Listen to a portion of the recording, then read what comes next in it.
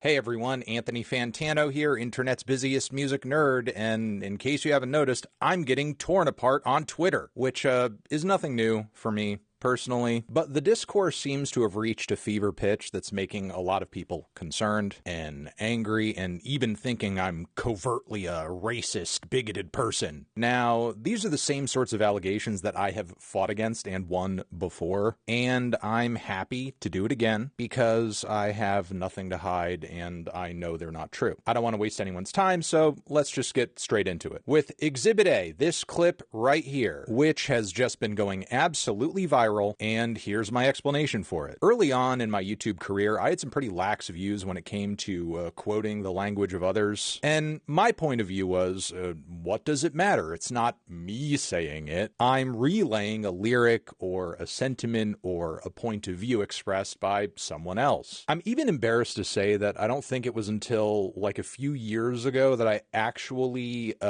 changed and censored the text of this 2014 Death Grips review title. And as you can see in the comments of this video, there's even a lot of discourse and jokes flying around about me not saying the title. And at the time, this sort of thing left me feeling like this is more or less a moral gray area. I extended this attitude into other pieces of content I've made, like this one, where it is also clear I am quoting someone even in the tightly edited state this clip has been presented in. And the reason I'm doing so is to voice disagreement with calling people racial and homophobic slurs as a bit, which is what the original content creator I was quoting was doing. And he himself has since apologized for this whole era of his career, but I'm not getting deeper into the weeds than that because this video isn't about him. Because the fact of the matter is I should have and could have just censored myself while pointing this behavior out. But unfortunately, my position left me feeling kind of nonchalant because it's not the words themselves, but the sentiment of them that's being expressed that's truly disgusting. And sure, while that is true on some level,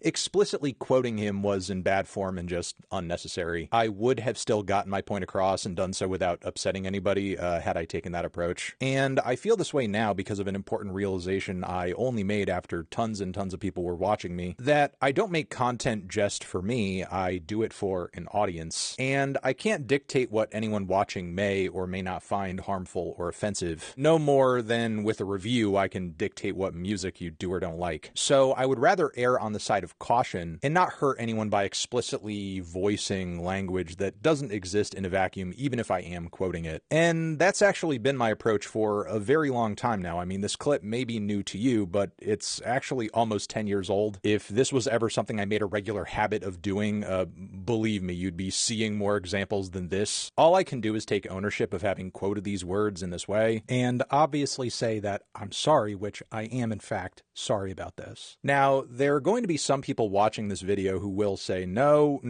that's not enough. I know you're a racist. I saw a clip of you laughing at Trayvon Martin's death, which I guess this is the clip. Vegan invited me to an event that taught me about PETA's buying guide / neoliberal whiteness and Trayvon Martin. Okay. Dude, fuck Trayvon.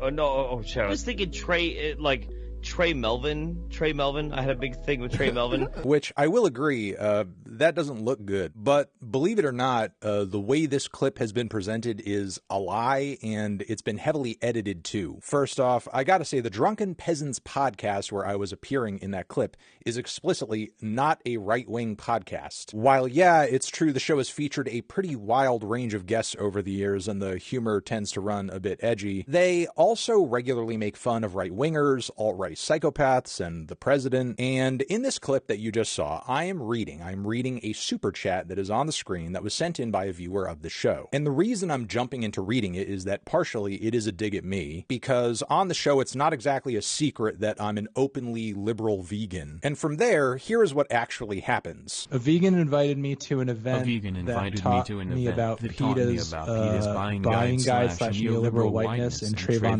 Martin. Okay. Dude, Fuck Trayvon. Shit. I was gonna. You're such an. I was gonna say Trey Melvin, but it's no Trayvon Martin. Man, totally you're different. so. You know what, Jeff? You're so right wing. As you can see there, that is not the clip that is getting passed around. In this original clip, Jeff Holiday there on the podcast doesn't even finish his sentence. He apparently gets Trayvon Martin mixed up with someone else entirely, and I even call him a moron.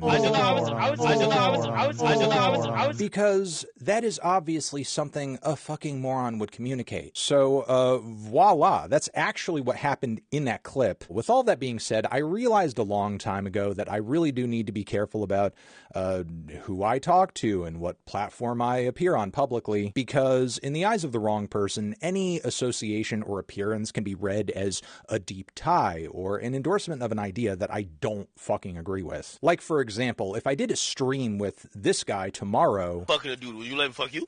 No. Why not? Suppose he's like, yo, bro, listen, yo, you always wanted me to be next to you. Now I could be inside of you. Pause. Yo, I'm not gay. Nah, you suck a dick, though.